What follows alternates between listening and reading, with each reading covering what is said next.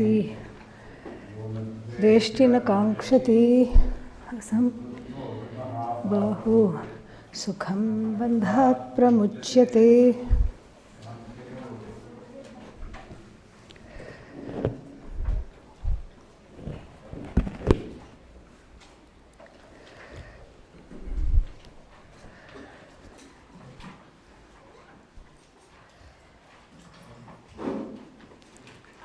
ॐ श्रुतिस्मृतिपुराणानाम् आलयं करुणालयं नमामि भगवत्पादं शङ्करं लोकशङ्करं शङ्करं शङ्कराचार्यं केशवं बादरायणं सूत्रभाष्यकृतौ वन्दे भगवन्तौ पुनः पुनः. ईश्वरो गुरुरात्मेति मूर्तिभेदविभागिने व्योमवद्व्याप्तदेहाय दक्षिणामूर्तये नमः. ॐ सहना भवतु सह वीर्यं करवावहै तेजस्विनावधीतमस्तु मा विद्विषावहै. ॐ शान्ति शान्ति शान्तिः. ॐ नारायणः परो व्यक्तात् अण्डमव्यक्तसम्भवम् अण्डस्यान्तस्त्विमे सप्तद्वीपा च मेदिनी. Now, the vision of the Veda is already given in the beginning of the second chapter from verses 11 to about 20s, somewhere in the 20s. The whole vision of no division. That all that is there is Atma, and the nature of this Atma is talked about. Atma means I, let us not forget. So the nature of this I is different from the understanding of the I that is there in the everyday life. In the everyday life, the I is confused to be finite, to be subject to sickness, disease, birth and death. But the I of the Upanishad, the I of the Bhagavad Gita that is revealed is free from all those entanglements and afflictions. This is in gist the first thing that is talked about in these particular verses, unfolding the nature of the self. Second thing is that since it is not subject to destruction, and so that means what? That means I, the Atma, is not subject to destruction, means I am not subject to destruction, and this owning up needs to be taken place. And then this I, the third thing is this I being the same in all the beings. We have already set the stage for the Sarvatma Bhava, what is called Sarvatma Bhava, which is a fruit of the knowledge of the self. What is Sarvatma Bhava? Sarvam Atma Eva iti Bhavaha. That everything that is here is I alone. So that everything that is here, Chara Charatmakam Jagat, everything that is moving and unmoving, sentient and insentient, is just an extension of who? Myself alone. That is, of course, at the very end this knowledge comes. We have to go through Ishvara as well, and so all that will come later. But then the stage for this vision, the ultimate vision, has already been set. And then the last thing to know in this unfoldment of the Atma is that since it is not born, since it is not gone, and what does that mean? That means that this whole Jagat of names and forms is sustained by Atma. Non-separate from Atma, sustained by Atma, resolves into Atma, and then emerges from the Atma. And for all these three things, we have to have a phrase, our favorite Vedanta phrase. What is it? As though, yes. Yeah. Without as though, there is no Vedanta. There's only as though Vedanta. So, as though must be there. Because if really the Jagat came from Atma, then the Jagat would be what? Separate. Like the baby came from the mother's tummy, the baby is separate. Mother is separate. That's why you count two. Dvaita has already started. But here, it's not like the baby emerging from the mummy's tummy. It is an as though. And the example that is given to understand this is the dream. In dream, what happens? There is the abhinna nimitta upadana karanatvam. There is no separation from you, the engineer, the mastermind of the dream, and also all the creation, dream creation. Dream creation means what? The story in the dream. Every dream has akhyayika, story. What is the story in this dream? You bought a lottery ticket. Aha, very nice. And then you found that you have hit the jackpot. Where? Dream jackpot. Dream lottery ticket. Dream reality. And then you find that all these, what are those little cut pieces of paper that, what is that called? Confetti. Confetti is falling, people are taking, the press is taking pictures, and then you are getting one. Sometimes they give this big check, to show everybody. So you are holding this big check, and then what? Before you can cash it, the dream ends. All right? Prarabdha, that's why. That much only the prarabdha. Even in the dream, you cannot cash the dream check. So, then what happens? Then you have to wake up, and where is the check gone? Where is the dream gone? Where is the lottery ticket gone? Everything has been swallowed up by that same awareness, because of which the dream came, because of which it was sustained. And so here, between myself and the dream jagat, the words as though alone connect. The connection is as though connection, mithya connection. Mithya means as though. So this we see that in this unfoldment, we see that. And then finally, we also see that this is very much applicable to the daily life. People, whenever people call me to teach, they will say, give a talk, they'll say, please talk about Vedanta in day-to-day life. Arre, Vedanta is day-to-day life. There is no Vedanta for weekly life. There is no Vedanta for once a year life and then day-to-day. Vedanta is for day-to-day. And no other text demonstrates it as beautifully and as immediately as the Bhagavad Gita, because Mr. Arjuna is standing right there. It's his day-to-day life that is affected.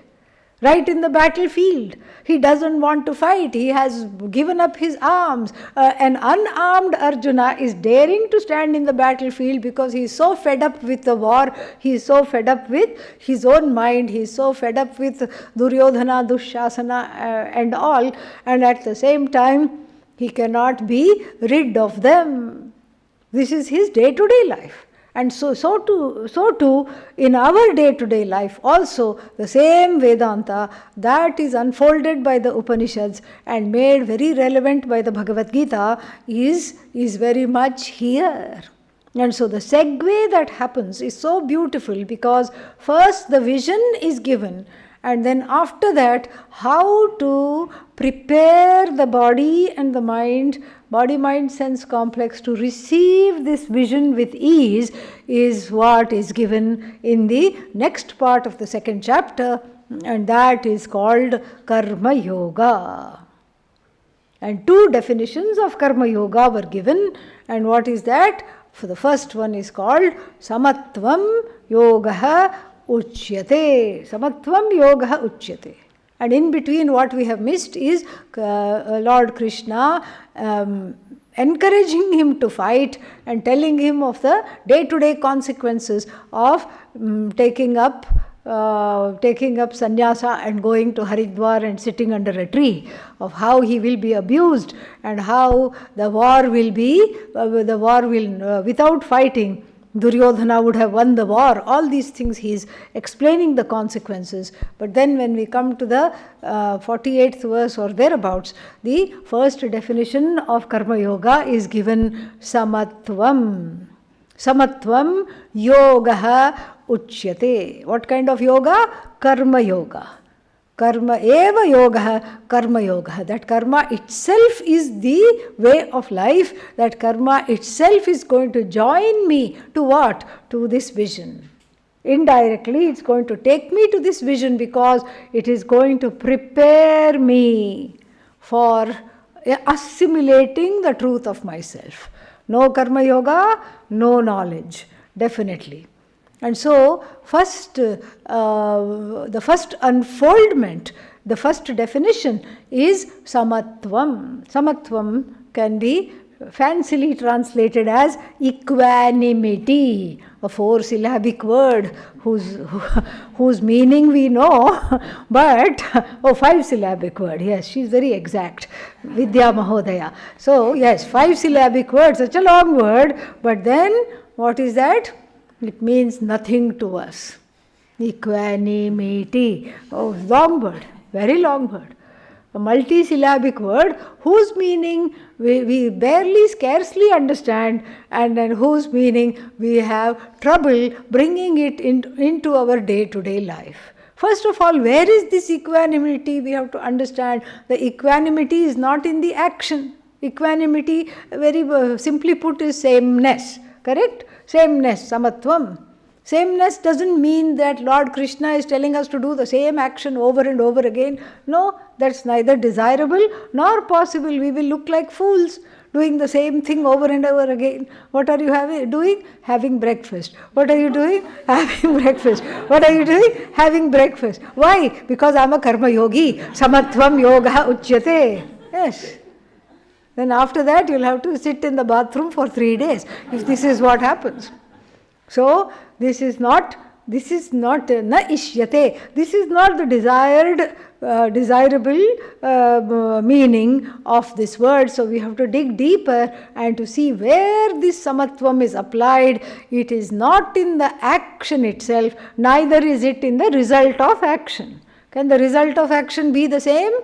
No, that is why we are here. If the result of action were predictable and it was exactly the same as what my intention were, nobody will come to any ashram. All the swamis will be unemployed. Yes, no job. All the swamis will be jobless. Why? Because everything is going as planned. Who will come? Nobody will come. Even Arjuna would not have asked for teaching from Lord Krishna because everything is going as planned. Things don't go as planned.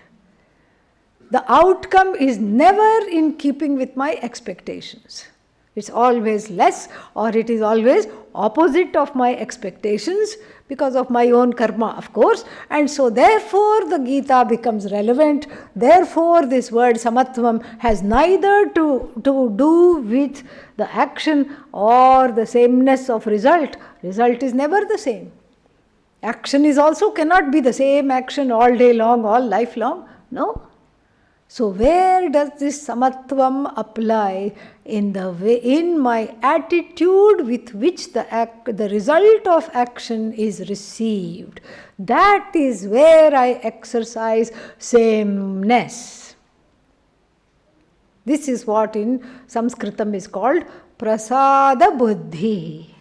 The word prasada doesn't have any translation. If you would have asked Pujya Swamiji, he would say the only translation is prasada. That's all. There is no translation possible. A very faint attempt we can make to translate glad acceptance of the result of action. First of all, this is a big sentence. Glad acceptance of the results of action. First of all, there is no acceptance, let alone glad. But we are working to it. We are working towards it. Everybody is WIP. What is that? Work in progress. Not VIP, no. WIP. Everybody is a big work in progress, and so therefore we have to we have to work towards this. What is this? Prasada buddhi. Everything, sarvam prasadaha eva iti buddhi. The buddhi means the attitude that everything here is given by Bhagavan. And the temple becomes a very interesting metaphor. You go to the temple and one day you get some nice vada. Hanumanji has been adorned with a whole mala. And then it comes out and it's handed to you. Fantastic concoction, crispy on the outside, soft on the inside. It's the very definition of comfort food. It takes all the problems of the ashram away. The moment your teeth sink into it, you feel eminently better. You feel so much better. Of course, you try not to think of the fact that it is fried and all these other things. But this is vada. Very fantastic. One day you get vada, ha ha ha, fantastic. Next day also you go, you're new to the ashram. You don't know the schedule of vadas. When it comes and all, you don't know. Yeah, I think today it might be there, yeah. Yesterday it was there. See, now that's why the example came. So Tuesdays, sometimes it's there. Saturday also, sometimes it may be there. So just a little pro tip, okay? Yeah. So now this vada you got, you're new to the ashram, you don't know the vada schedule. Next day also you go with great anticipation. Yes, I will get vada and I will be very happy. And what do you get? Just some little water. Yeah. Holy water. What is this? And you are looking aghast. How did this happen? What happened to my vada? But then, this is not the time, you know somehow. This is not the time or the occasion to fight with the priest. Hey, I want vada. Where is my vada?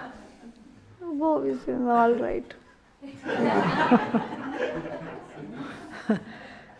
Go back sadly. And this prasada in the temple is a metaphor for cultivating the same buddhi for the unexpected in life. What is unexpected in life? Everything. Everything is unexpected in life. So, what is equanimity? Growing to expect the unexpected is equanimity. This is what is equanimity in English. Sameness means I grow to expect what? The unexpected. So then there is nothing unexpected. Everything becomes what? Expected, accepted. This is how one grows. So this is what is called samatvam yogaha uchyate, being ready for the unexpected. And this is very easy when you know that there are only 4 outcomes, 4 kind of outcomes to every action. You know that, then it is very easy. Oh, only 4? Yes. Okay, I can handle it. No problem at all. I can handle this very well. What are the 4 outcomes? Outcome number 1 is that the outcome exceeds my expectation. Half-heartedly I do something, but then I get a big reward. Fantastic. When does this happen? Once in a lifetime, perhaps. Because of our karma, no other reason. Because of our karma. Once in a while, little bit, it may happen. So the outcome is exceeding my expectation. And then the second scenario is that the outcome is exactly what I want to happen. It happens. I crossed the road in order to catch the bus, and I crossed the road and caught the bus. Whichever bus I wanted came, I got into it, there was space. This is Indian bus, very interesting, and then I got on it. And then using the same crossing the road, catching the bus, we can also illustrate the first outcome. Outcome is greater than my expectation. What is that? So I go, I have crossed the road, I'm waiting to catch the bus. A friend drives up in a nice tinted glass, wonderful car, and says, "Oh, haven't seen you in a long time. Why are you standing here? Where do you want to go?" Drops you there and also gives you coffee for free, takes you to cafe, and then drops you off. Ah, very nice. The third scenario, we are all completely aware of. It is the story of our lives. Cross the road and miss the bus. Our life is a sad saga of missed opportunities, missed buses, missed everything. Cross the road all right, and then we can imagine in the Indian scenario, there is not just the driver. There is one person called the conductor in the back. He rings the bell once, the bus stops. He rings the bell twice, the bus goes. And the conductor is all powerful where this bus is there. So you are sprinting across the road, you make eye contact with the conductor, a begging puppy dog look. Please, please, please, let me get on this bus, please. He also looks at you. Ting, ting. And right as you cross the road, the bus moves away. Story of our lives. And then, finally what? I was crossing the road, ... Ayyo, what happened? What happened? I looked to the left, I'm a good citizen. I looked to the left, no car, nothing. I looked to the right, no bus, no car. For a split second, the road was empty. But the hidden variable I could not account for. What? The banana peel that was on the road. The banana peel, not very appealing, was on the road. And then what happened? Yeah, slipped, fell. And when I came to, as Pujya Swamiji would say, I was asking fundamental spiritual questions. Who am I? What for I'm here in the hospital? Broken leg, nursing a broken leg, I am there. The outcome is opposite of my expectations. These are the only 4 scenarios you have to prepare for in the whole of life. It is amazing, really. In the whole of life, these are the only 4 scenarios. No other scenario is there, even if you wanted. Very easy, really. If we remember these 4 scenarios, and then what happens is that the first 2, namely the outcome being greater than my expectation, and the second one is what? The outcome being equal to my expectations, those have to be handled with sameness. The other 2 are not a problem. We think the other 2 are a problem. But if I hit the ceiling when things go very well, there is a long way to fall when things do not go very well. So samatvam means I am okay with all the scenarios each time I conduct some action, each time I perform the action. Why? The reason is given to us. Already karmani eva adhikarhate ma phaleshu kadachana. You have freedom of action, but you do not have freedom to manufacture and direct the results. No. Whatever you want will not happen. Whatever you don't want will keep on happening. This is the law of the universe. Pujya Swamiji used to put it even more elegantly. Whatever I like, I can't get. Why? Because it is either illegal or immoral or has too many calories. I can't have it. This is the reality of life. So this samatvam is not just cultivating equanimity in the knowledge of the fact that I do not control the results of action. The results of action is with who? Bhagavan, Ishvara. Who is this Bhagavan? That all will be explained later. Right now, the Lord Krishna wants us to see that Bhagavan is in charge of the results of action. You are just in charge of what? Action. This seems strange. I act and somebody else gives the result? Unfair. Yes, agreed. So therefore what to do? Make the same person who is in charge of the results of action also be in charge of action. Tell this Ishvara, you are the doer. I am what? Nimitta matram. This is what Lord Krishna tells Arjuna in the 11th chapter. Nimitta matram bhava. You just be an instrument. This is there even in the other religious texts like the Bible. Be the instrument. You be the instrument. You follow whatever there needs to be followed. And then what happens? Let the result come. You deal with the results, applying the formula of sameness. Grow into a glad acceptance of the results. So really speaking, the whole Karma Yoga is a program, a foolproof program of inner growth, emotional maturity, in order to understand this knowledge, the vision of no division, which does not come to one without the requisite maturity.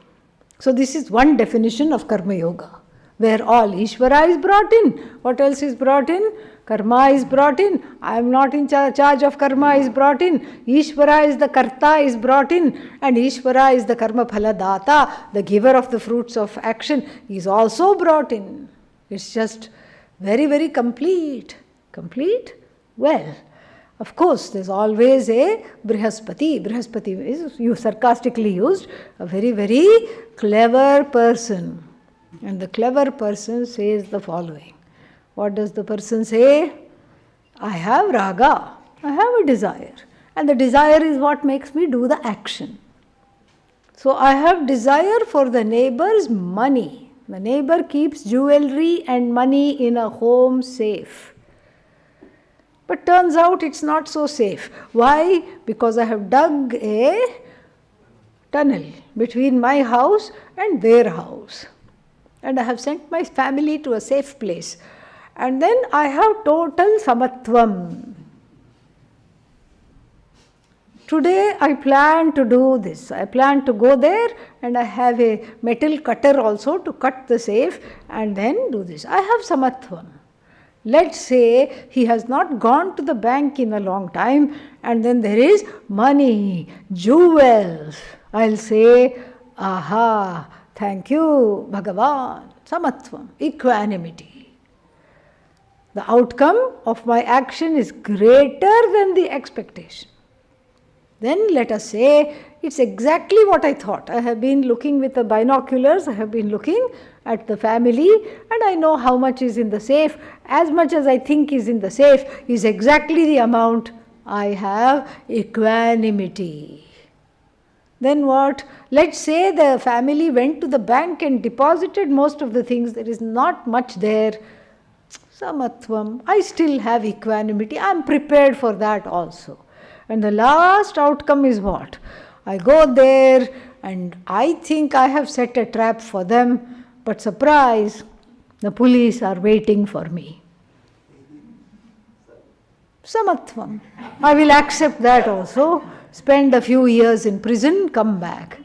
Am I a karma yogi? No. Obviously not.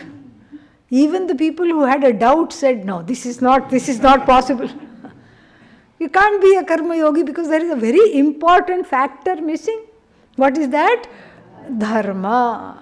What is this dharma? We will see. But for right now, presently, all we have to understand is this samatvam is in the light, performed, cultivated in the light of what is righteous dharma, righteous action. And if dharma is not there, the samatvam has no meaning at all. That brings us to the second definition, I think in the 50th verse, yogaha karmasu kaushalam.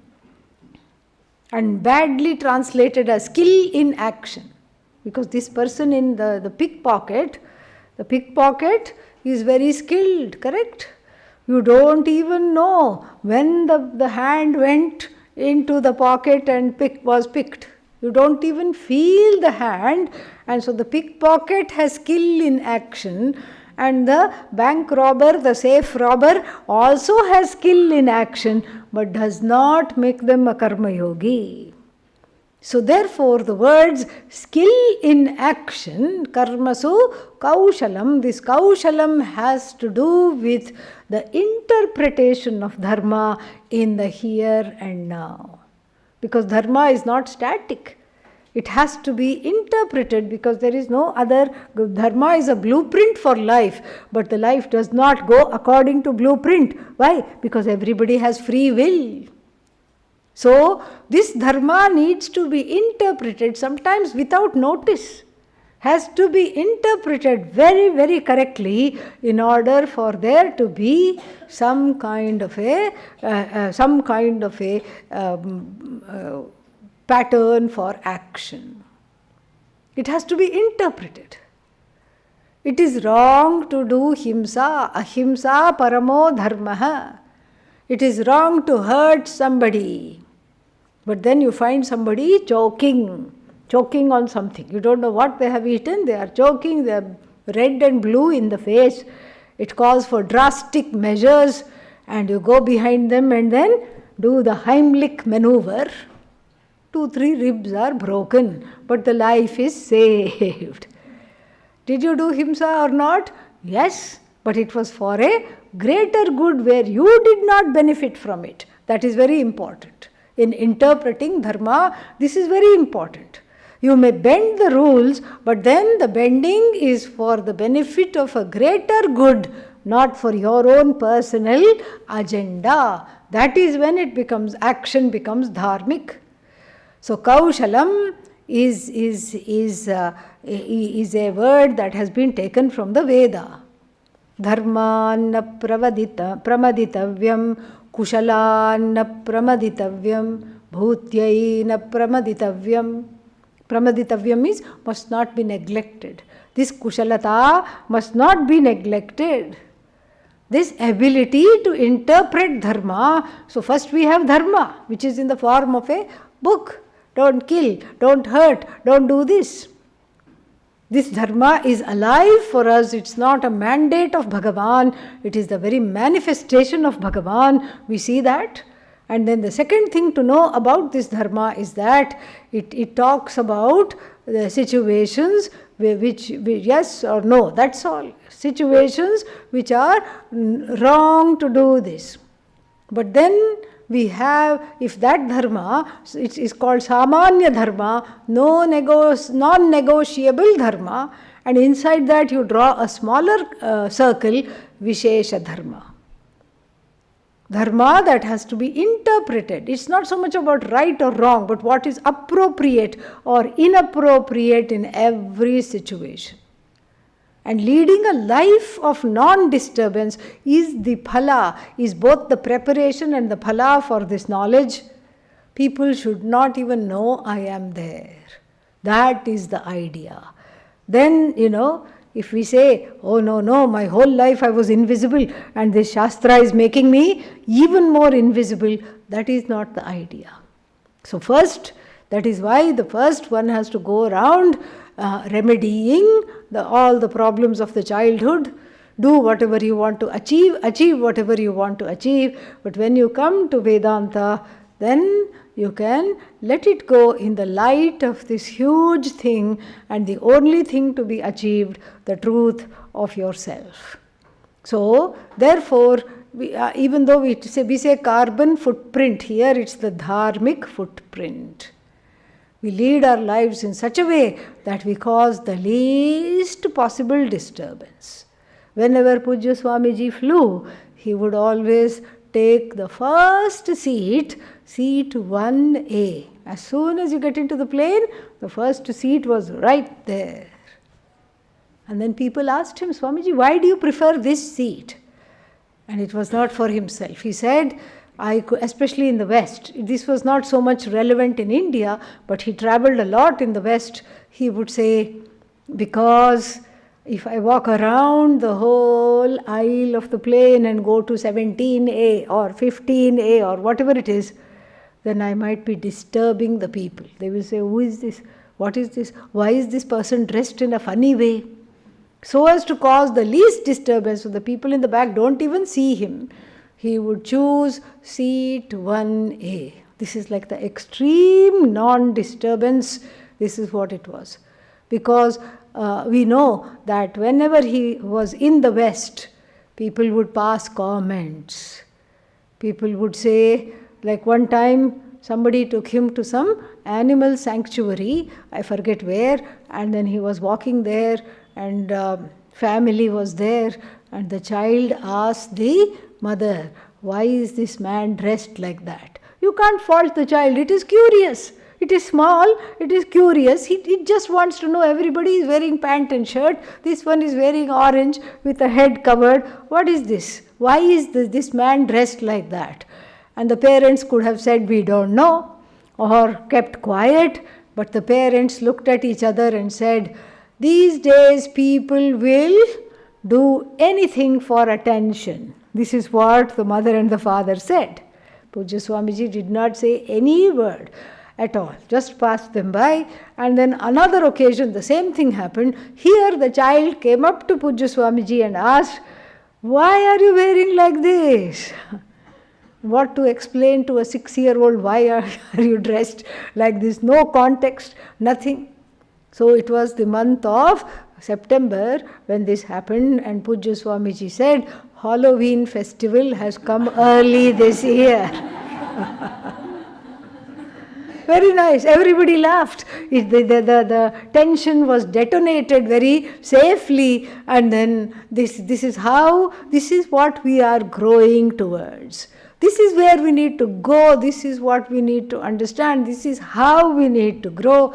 And then therefore, the second definition of Karma Yoga, which is what? Samatvam Yoga Uchyate, means I learn to look at the situations. I'm not so inflexible. Dharma said I should not do ahimsa. Here is a person choking. Om Namah Shivaya.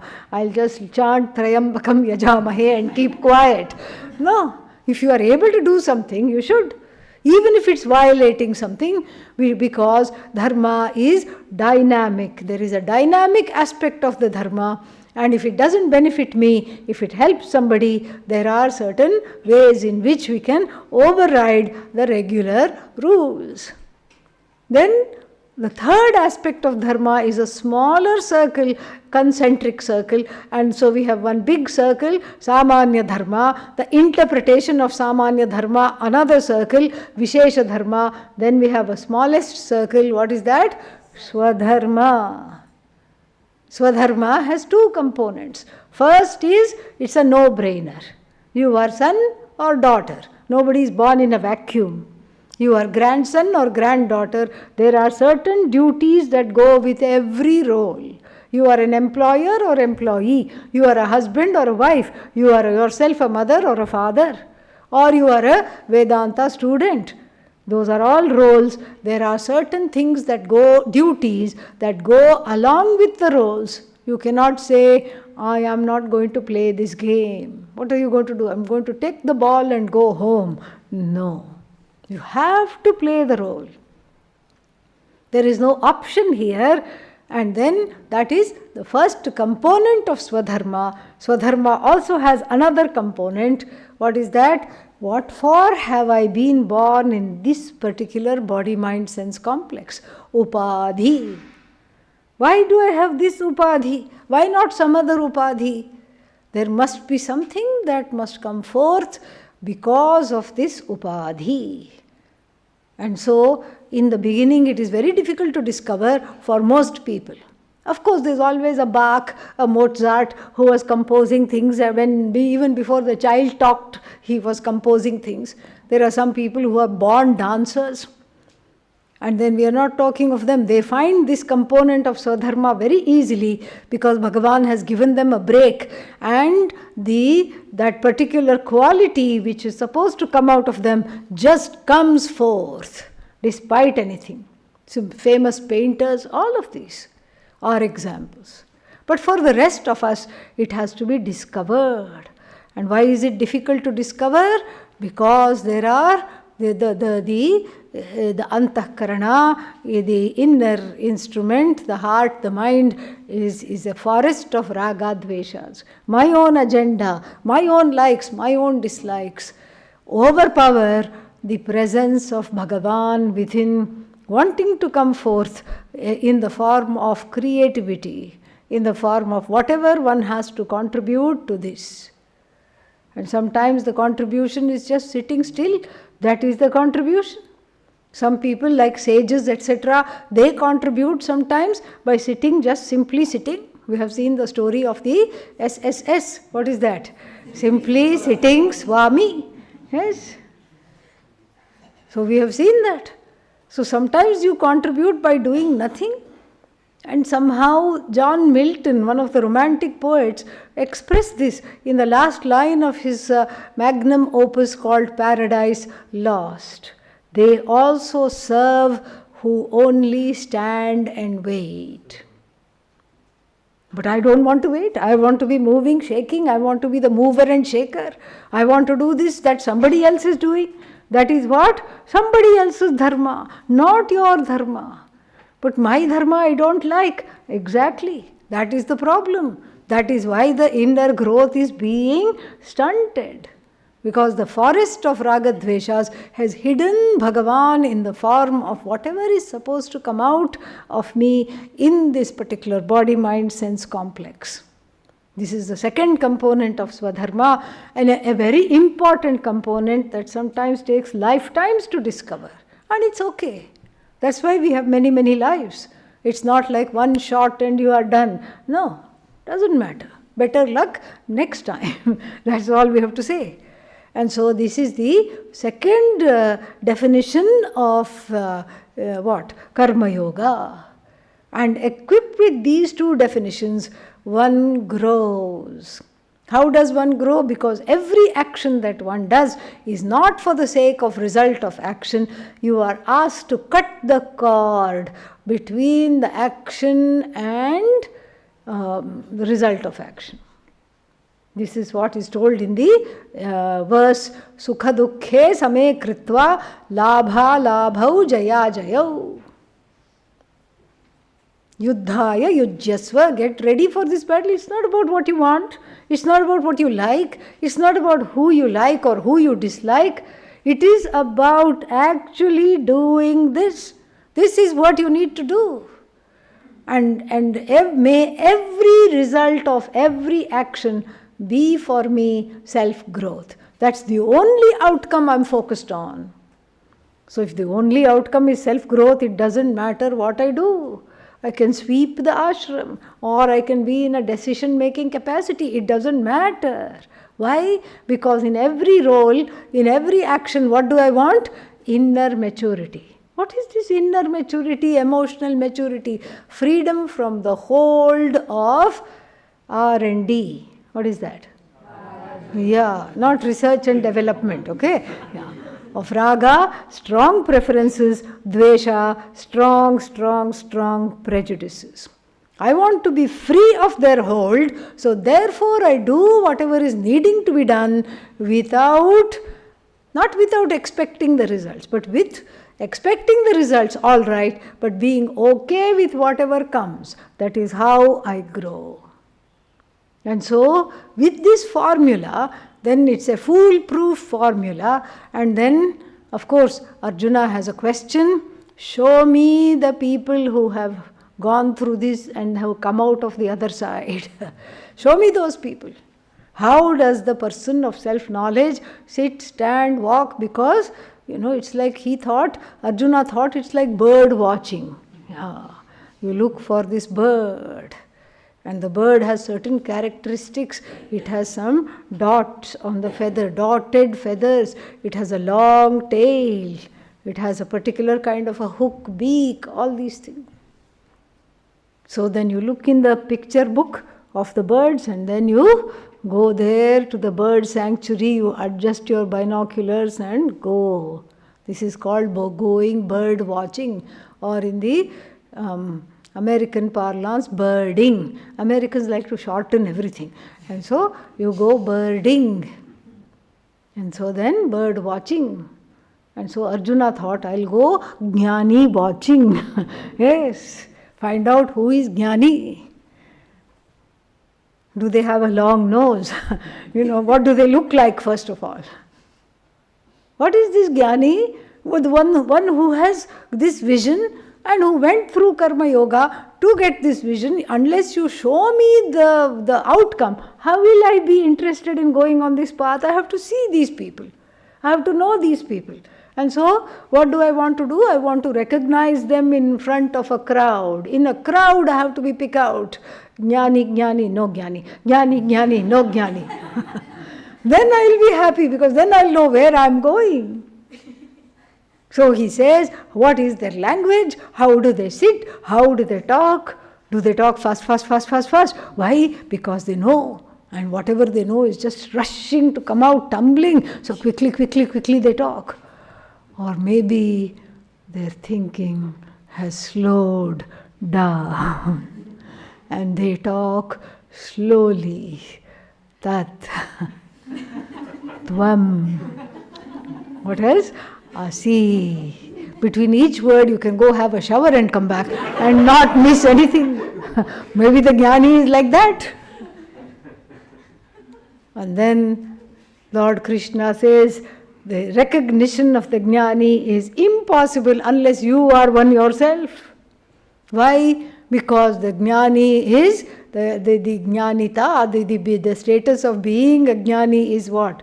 An inside job, an internal affair. A Mahatma cannot be recognized from what they say, what they do, how they sit, how they sang, how they sat, how they sang.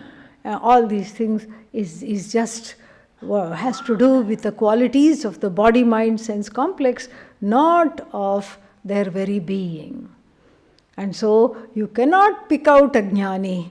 You can only understand them by two characteristics. And that also is internal, but nonetheless, Lord Krishna gives those two lakshanas of a Jnani, and the latter part of the second chapter is what? Is elucidation of these two qualities. First one is the one who has the freedom to give up the desires even as the fancies arise in the mind. And the second one is the one who is free enough to just to be happy by themselves, in themselves, without any need for external props. You lock them in a room, they are happy by themselves. Oh, I am also like that. Lock me in a room, no problem. Yes, give your mobile first. Then you go in the room locked up, then let's see how long you will stay. 5 minutes you will come running out, pulling out your hair in clumps, if you have hair. Okay? And so,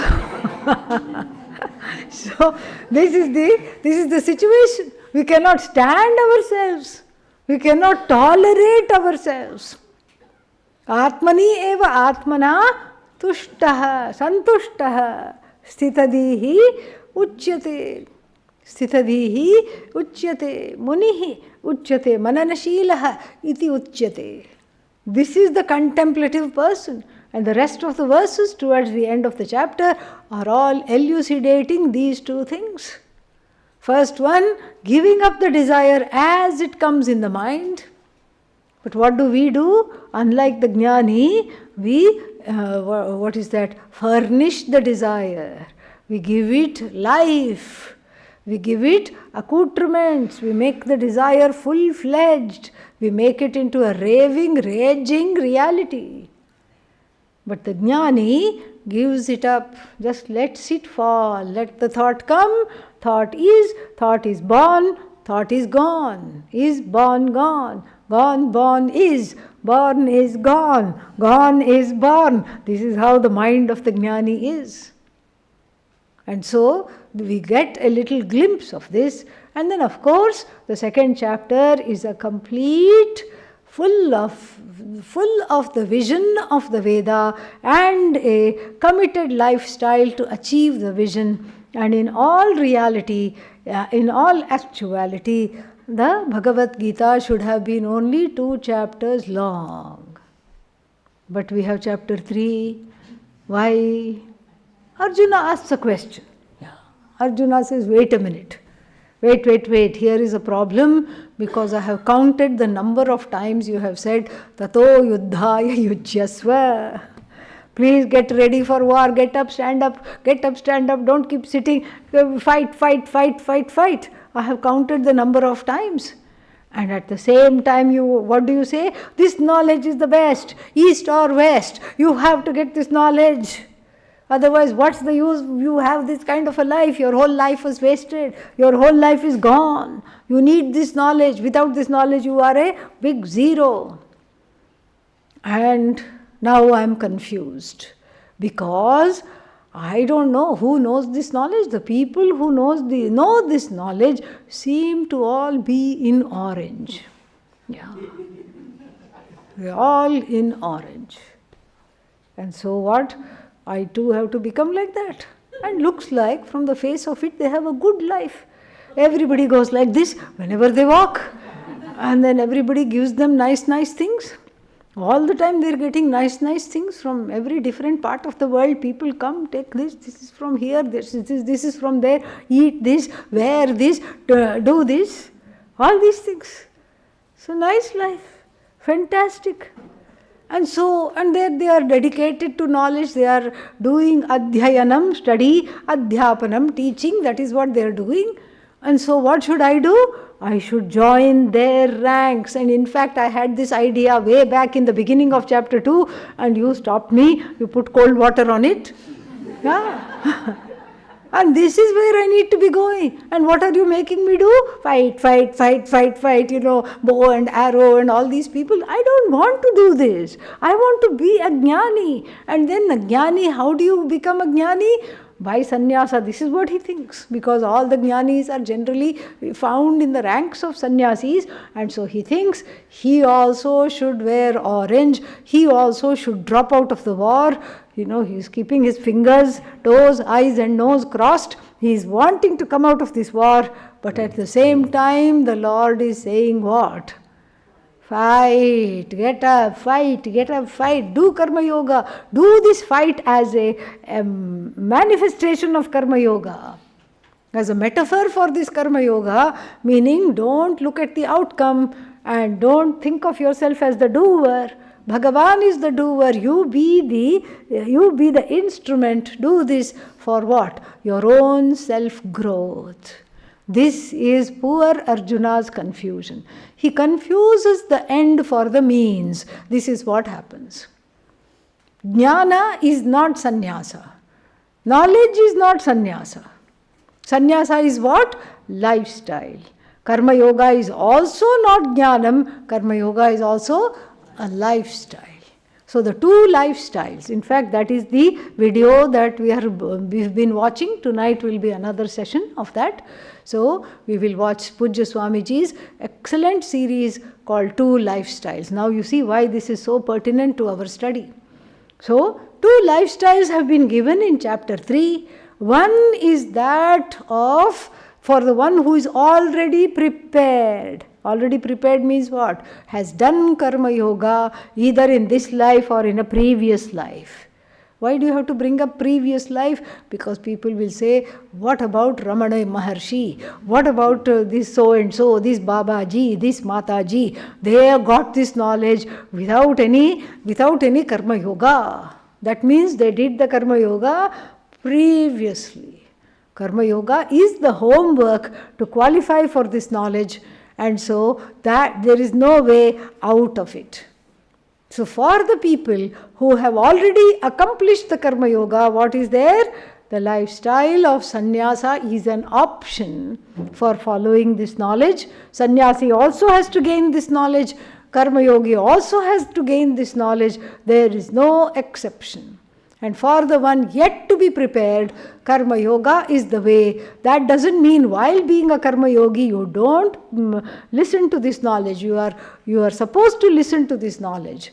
That's why it is called Swadhyayah. Swadhyayo Adhyetavyaha. One's own Veda must be studied. And Veda includes what? Vedanta. That is what is also Swadharma. Swadharma is not taking care of the household and then children, etc. Swadharma is also studying this knowledge. Therefore, you can't say, I don't have time for Bhagavad Gita because I'm doing my Swadharma. This is also Swadharma. And so, you can study while fulfilling all your desires in a dharmic way, or you can drop the desires, burn the bridges, burn the boats, and then study. The choice is there where? In the lifestyle, not in what is to the end. What is the end? The end is not sannyasa. What is the end? Atmajnanam. Moksha is the end, which is achieved by what? Atmajnanam. Atmajnanam is identical to moksha, so Atmavidya is the end, and then what else is the end? Moksha, which is the outcome of Atmavidya, that is the end. Sannyasa is not the end. He is told that, and then he is told why he should do Karma Yoga. Two very powerful reasons. Chapter 3 is a masterpiece. Two very powerful reasons are given. The first reason is that you have to go with the flow. That which we call the flow is Bhagavan. You can't take the ball and go home because you don't like the rules of the game. The game has to continue. And if you don't participate in the game, there are consequences. Those consequences are called papa. And if you participate in the game even badly, still you are in the flow. And the flow is described beautifully from verses 10 to 16, talking about a cosmic ecology. This is the first reason why to participate in Karma Yoga. Because everything, there is a flow. You see, there is a flow. The sun rises at the same time and the moon sets at the same time. The stars are there visible at the same time. The seasons come more or less at the same time. And you see the animal world, they are very, very predictable. Only we are unpredictable. Animal world is very predictable. When the dog bites, you know. When something happens, you know. And even if it's unpredictable, it is part of the order. Order of your own karma. And so this is what is the understanding, and this understanding has to be gained, that everything is participating in the flow without complaint. Who is the only one complaining?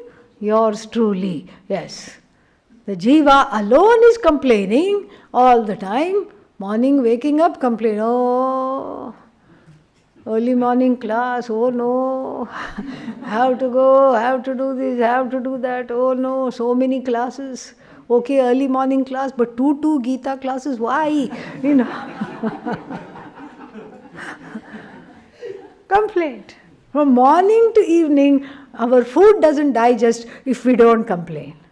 This is what we think. So, Lord Krishna points out that everything is sharing. Everybody in the universe is giving, contributing, giving. And the only taker is this human being. The one who takes without giving, without sharing, is a thief. Lord Krishna has a few more Sanskrit 4-letter words, which he will tell. He will scold Arjuna. He scolds Arjuna, as we have seen in the last course. He calls him Stena. Stena is a thief. Aghayuhu. Agha means papa, whose whole life is just an embodiment of papa. Indriya Ramaha. Indriya Ramaha means the one who only lives for the sake of sense gratification. And then Mogham Partha Sajivati means the person lives a wasted life. The whole life is wasted. And when such a person walks, poor Mother Earth goes, ow, very heavy unconscious, heavy heavy material. This is the first reason why to do karma yoga, why to participate. Even though you may say, I don't want self-growth, you still have to do karma yoga, you still have to participate in action because there is no other way. You can't sit still without doing anything. And the second reason is also a very powerful reason, because you are what? You are a leader. No, me leader? No, must be somebody else standing behind me. I can't be leader. I'm a follower. Somebody, somewhere, somehow, unbeknownst to you, you are inspiring. Even though you may not have a big position like CEO of a big company. But for somebody, you are a role model. We can't take that for granted. And how you behave, how you conduct yourself, everybody also conducts, everybody who is your quote-unquote follower. But I don't have any followers. On social media, you have followers. Even they will do as you do. You have a moral, ethical responsibility to behave properly and conduct yourself in accordance to the Shastra, in accordance to Karma Yoga, because unbeknownst to yourself, you may be inspiring somebody. And he gives himself as an example. Look, Arjuna, I don't have anything to do. There's nothing I have to gain that is not gained. Still I am engaged in action, because if I am not engaged in action, what will happen to everybody? They will say, oh, Bhagavan is not doing anything, I am also going to not do anything. And I will destroy my own creation, because people will drop out. I will have created a whole jagat full of what? Dropouts. This is the second reason he says to follow Karma Yoga. This is very important. Two very powerful reasons. And then he talks about the importance of this, why to do this. And then Arjuna has one more question. And what is Arjuna's one more question? Arjuna's one more question has to do with why, if all this is very clear, that I have to grow, that I have to gain this teaching is very, very, very extremely clear, then why do people do wrong actions? 36th verse. अथ केन प्रयुक्तेन पापं चरति पूरुषः अनिच्छन्नपि Varshney बलादिव नियोजितः. As though by force. Right? You can take a poll. You can go somewhere and ask, how many of you want to do wrong things? Nobody will raise the hand. Because everybody wants to do the right thing. Definitely wants to do the right thing. Everybody wants to do the right thing. But then here what? People still do the wrong thing anyway. People commit papa. They go against dharma. Why? By what force? It's as though, even though I don't want to do this, I am being led by force to do wrong action. And then the third chapter concludes on the same note that it started, raga and dvesha. Overriding the raga and dvesha is karma yoga. Kama esha krodha esha rajoguna samudbhava mahashanaha mahapapma vidhi enam vairinam. There is no other outside enemy. The inside enemy, what is inimical to your growth, is the presence of large-scale, unbridled, binding ragas and dveshas. Binding means addictive. They bind you. They make you go against dharma. That is what is called binding, addictive raga dveshas. They make you weak. And then any raga dvesha that is not fulfilled turns into anger. Next time you are angry, think, in which way did I not get my way? This is the anger. So then, this is called Mahashanaha, the one of endless appetite. Mahapapma, the one that is in the form of the one that makes you do all kinds of papa. This has to be, that is why the preparation consists of calming down, taming the raga and dveshas. So therefore, sannyasa and karma yoga, they are what? They are same. They are all for the sake of preparation. One, for the sannyasi is already has gone through karma yoga, is already more prepared than the karma yogi. The two, they lead to the same outcome, which is Atma Jnanam. Karma Yoga indirectly leads to Atma Jnanam, whereas what is sannyasa? Sannyasa, not sannyasa. The study of the Upanishad leads to what?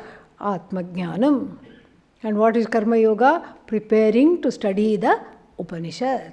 And at this juncture, the third chapter closes, and then we can be ready to enter into the fourth chapter in the next class. But we will also chant 2 verses of the Gita Dhyana Shloka, which is there. You can, I think the translation is also there, right? Or is it not there? It is there? Yeah. So you can do that, and then we will enter into the fourth chapter in the next class, 11 o'clock. And next class will be a short class. It will be half an hour long, and then in the other half an hour we will do Gita chanting practice, memorization. Okay, so those who are not interested in that, they can go, and then we will do that, so that we don't have to meet after lunch. Om Purnamadah Purnamidam Purnat Purnamudachyate Purnasya Purnamadaya Purnamevavashishyate. Om Shanti Shanti Shanti.